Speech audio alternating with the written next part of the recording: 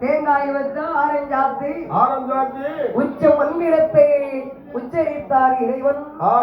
சிவன் அந்த ஆண்டவன் பகவானுடைய அருளா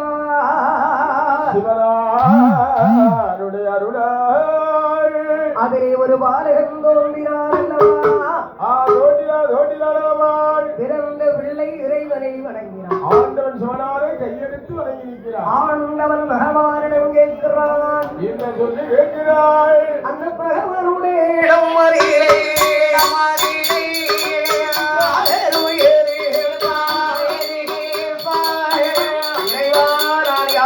என்னை படைத்ததோ ஒரு காரணம் என்ன சிவனே?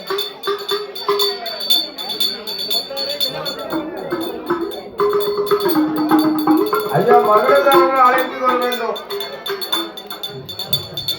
எல்லாரும்